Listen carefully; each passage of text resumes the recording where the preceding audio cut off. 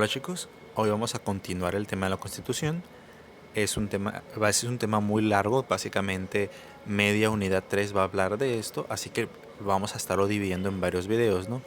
Ayer vimos la introducción de qué era la Constitución y algunos elementos que son regidas por ella, que vimos el Estado, ¿no? De eso nos faltan otros dos, que es la sociedad y el gobierno. Hoy vamos a ver lo que es el gobierno y vamos a dar un poquito en la entrada a las diferencias de la evolución que tuvo la Constitución. Para eso vamos a dar lectura a unas partes del libro, que aquí ya se las extraje para que no tengan que ir directamente al libro, que dice: de manera sencilla podemos decir que el gobierno es el conjunto de personas que ejercen el poder político, véase gobernadores, véase alcaldes, ¿no? En el caso de nuestro estado. Y el Estado es el conjunto de órganos a los que constitucionalmente les está confinado el ejercicio del poder. El gobierno es el brazo activo y se encarga de diseñar las normas y las leyes, ejecutarlas y juzgar a quien no cumpla y administrar los bienes y recursos del Estado, que esto es muy importante, ¿no? Esto es el trabajo del gobierno. Normas y leyes, recuerden que cada estado puede poner sus normas y leyes propias siempre y cuando estas no vayan en contra de la Constitución, porque la Constitución está en lo más alto, nada puede ir en contra de la Constitución. Un ejemplo de esto sería que aquí en Baja California se intentó poner la ley Bonilla, que iba en contra de la Constitución, ¿no? Nuestro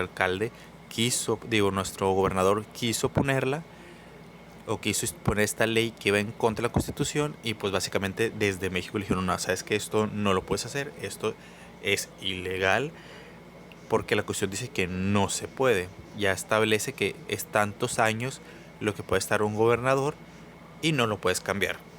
¿Por qué? Porque solo es un estado, no viene directamente de la Constitución. Entonces, también se encarga de ejecutar estas normas.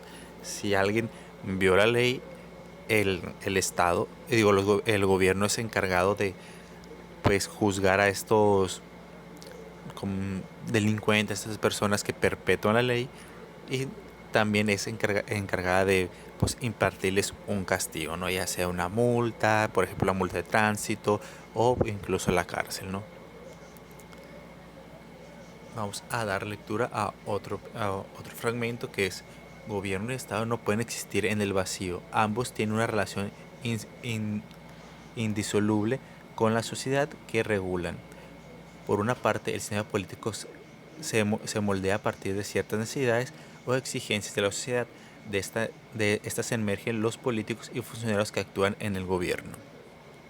Recuerden que la tercera parte de esta tríada que estamos viendo, que es gobierno y Estado gobierno, Estado y sociedad. La sociedad, que es, ya la sociedad la hemos visto ya en muchas otras materias, los que han estado conmigo. La sociedad somos todos, ¿no? Tanto los organismos de gobierno, como vienen siendo las instituciones públicas y instituciones privadas, como los ciudadanos.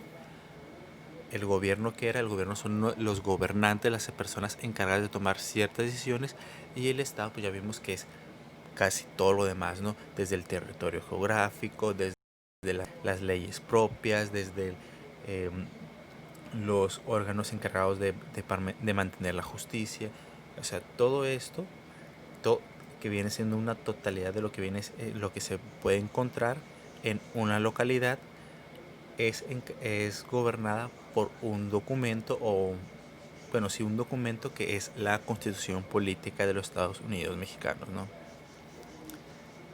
Entonces aquí dice: gobierno y Estado no pueden separarse. ¿Por qué? Porque un Estado ocupa tener dirigentes, ocupa tener alguien que diga qué leyes van a cumplir y qué castigos van a tener, qué impuestos van a cobrar, qué impuestos no se van a cobrar, cómo se van a repartir las ganancias, cuánto van a costar eh, ciertas cosas dependiendo de los impuestos. Pero todo esto, aunque al gobierno y Estado no se pueden separar, hay otro factor, que es la sociedad, no, el pueblo, que en base a ellos se van a tomar las decisiones. Un ejemplo: el gobierno, eh, si va a construir una escuela, que es una, recuerden que se encarga de hacer estas cosas el gobierno no va a decir voy a construir una escuela porque sí aquí, en esta colonia, porque quiero y porque puedo. No, se van a fijar en la sociedad a ver en qué parte hace falta una escuela. ¿Y escuela de qué? Escuela primaria, escuela secundaria, escuela, es un kinder, hace falta una preparatoria. ¿Qué hace falta en esta parte de la sociedad? Luego van a otra parte de la ciudad a ver aquí qué hace falta. A lo mejor hace falta invertir un poquito más en la policía porque es una zona con mucha delincuencia. Hace falta invertir más en la policía, comprarles una patrulla o dos extra que se encarguen de estar vigilando esta zona. De eso se encarga el gobierno, que es una parte también del Estado, que recuérdense que el Estado se encargaba de mantener la justicia y que uno de los ejemplos principales era pues la policía estatal, ¿no? Entonces, estos tres, esta triada, gobierno, Estado, sociedad, no se pueden separar. ¿Por qué? Porque gobierno y Estado están sumamente involucrados y ambos sirven a lo que es la sociedad. Así que tampoco se podrían separar mucho de ella. Y estas tres están gobernadas, ¿por qué? Pues por la Constitución Política de los Estados Unidos Mexicanos. Muy bien, ahora vamos a entrar a este tema que lo vamos a ver muy por encimita ahorita y lo vamos a ir profundizando en los próximos días. La tarea de hoy va a estar muy fácil, igual espero la tarea de mañana que no todos me han enviado las preguntas, recuerden eran las 7 preguntas que tenían que contestar y enviarme, ¿no? Entonces vamos a ver, en la historia de México teóricamente ha habido 3 constituciones. Sin embargo, la primera era una constitución provisional, era una constitución que se hizo después de la independencia y no está bien construida, así que no se suele contar. ¿Cuáles se suelen contar? Estas dos que son la de 1857 y luego una reestructuración que se hizo en 1917, que esta, la de 1917, es la que actualmente rige, ¿no? Esta constitución tiene más de 100 años y actualmente es la que se usa en los Estados Unidos mexicanos. Obviamente, como si se acuerdan, ayer estábamos viendo lo que es una constitución viva y que estamos hablando que México tiene una constitución viva, es una constitución que va modificándose un poco cada año para irse adaptando a la sociedad. Hoy lo que vamos a encargar de vernos, y porque a veces viene en una pregunta del examen, es cuáles fueron las diferencias entre estas dos, entre la de 1857 y la 1917. ¿Cuáles fueron las principales diferencias y cuáles fueron sus principales aportaciones? Lo vamos a ver aquí, ¿no? Primero vamos a ver la 1857. Primero eliminó la religión del Estado. ¿Qué quiere decir esto? Que la religión no va a tener un peso político o una decisión política en lo que el Estado o el gobierno decida. Otra es suprimir el Senado dándole un poder absoluto a una sola persona. ¿Quién es esta persona? El presidente. Luego vamos a ver de qué se encarga el Senado, pero como un adelanto para que entiendan este punto, el Senado se encarga principalmente de regular las decisiones presidenciales, o sea, que el presidente no haga una locura, que suba los impuestos como loco, o declare una guerra, o se ponga a pelear contra otro país, etcétera, etcétera, ¿no? Entonces aquí en 1857 se suprime el Senado y todas sus decisiones, lo que posteriormente se comprobaría que fue un error, ya que unos años después pasó algo que se llamó el porfiriato, en la que un presidente llamado Porfirio Díaz, pues básicamente se gobernó México por más de 30 años de manera, digamos, un poquito ilegal, ¿no?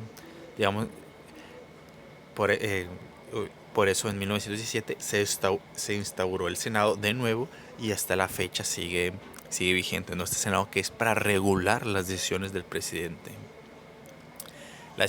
El siguiente punto es, tiene una ideología liberal. ¿Por qué? Principalmente porque recuerden que estas constituciones fueron después de lo que fue la independencia de México, ¿no? Luego elimina la esclavitud. Estábamos hablando de los 1800, recuerden que aquí la esclavitud en muchas partes del planeta todavía era algo vigente. Esta parte la tomamos especialmente de lo que fue la Constitución Política de Estados Unidos. Nosotros vimos esto, entonces asimilamos varias cosas, entre ellas la eliminación de la esclavitud. Y los presidentes duraban 4 años. Actualmente duran 6, que eso es algo que se instauró en la Constitución de 1917, que los presidentes duraran 6 años, o sea, 2 años más. Ahora vamos a ver en 1917, que pues ya vimos algunas cosas, como que se instaura un Senado, que se regula la labor presidencial para que éste no haga a sus anchas, que no haga lo que quiera, y se aumenta lo que es el tiempo de presidencia, que es de 4 a 6 años. También este tiene una ideología universal, o sea, no solo tiene una ideología liberal, sino que este tiene una ideología universal que ve otros puntos de vista, como el funcionalismo, como la teoría pragmática, como la teoría crítica, el positivismo, que ayudó mucho a lo que es la educación, ya que si recuerdan, el positivismo lo que hace es agregar esta parte científica a todo, esta visión un poquito más sólida. Limitó a las instituciones religiosas, pero también ayudó a reconocer sus derechos.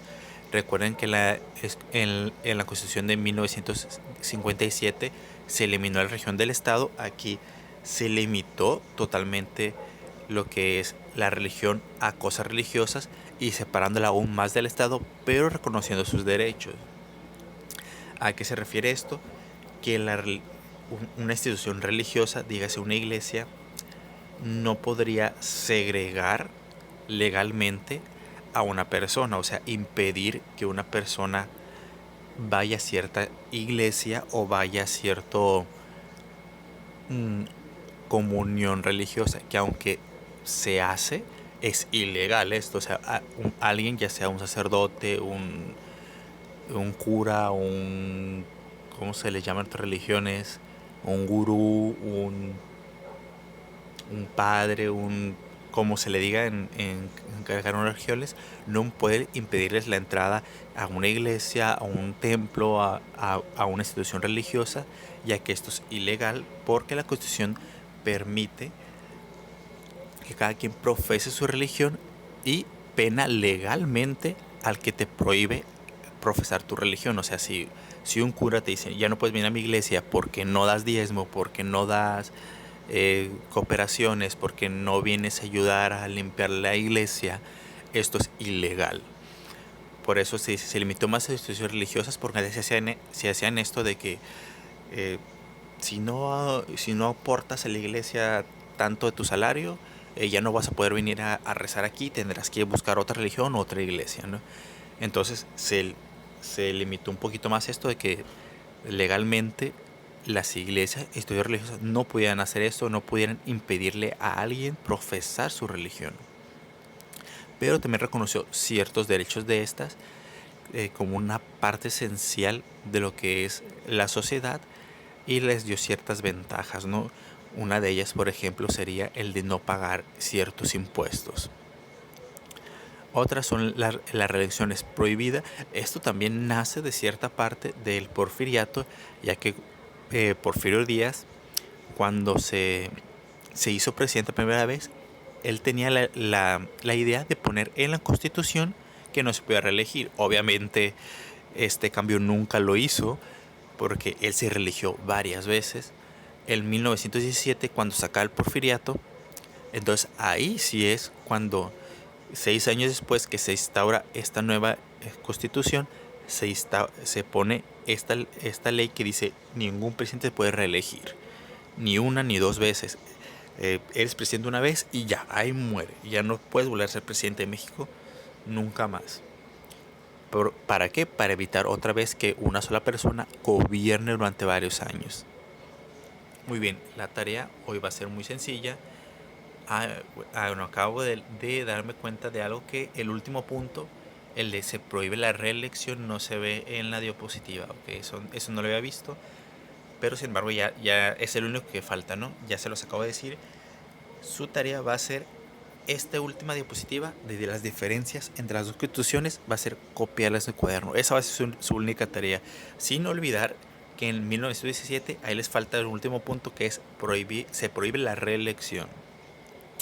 Recuerden, este cuadro es muy importante, principalmente porque este cuadro ya es un resumen. Si quisieran hacer todo esto, tendrían que leer todas las dos constituciones, que son libros muy muy grandes, y sacar las diferencias. Ustedes aquí ya se las estoy dando así muy muy facilito. O sea, en menos de una diapositiva les estoy resumiendo 2 libros que les estoy ahorrando la lectura. Así que, por favor, copien esto. Y esta va a ser su tarea. Le toman una foto. Mire, ya lo copié. Paz. Le toman y me la mandan. Solo para saber que si ya la tienen en su cuaderno. Y recuerden darles una leída. Este tema va a ser muy importante, esta diapositiva, porque posiblemente les hagan, por lo menos, estoy seguro que por lo menos van a hacer una pregunta de esta diapositiva en los exámenes. Así que tengan su cuadernito, ahí todo bonito, para que tengan cómo estudiarlo. Muy bien, los vemos mañana. Mañana va a tocar lo cultural. Recuerden que habíamos dicho que un día a la semana íbamos a estar haciendo una mini actividad cultural que no tiene que ver con la materia. Así que mañana va a ser un video sobre cultura. Así que los que no quieran ver el video, no estén interesados y no tengan esa curiosidad de saber qué vamos a ver mañana, pues nos veniremos hasta el día jueves, ¿no? Si hoy es miércoles, nos veremos hasta el día viernes, perdón. Sí, hasta el día viernes nos miraremos con la continuación de lo que es la Constitución Política de los Estados Unidos Mexicanos y los principales artículos. Hasta luego, chicos, descansen, hagan las tareas. Muchos me deben todavía las 2 tareas, que son las preguntas y copiar el cuadrito este.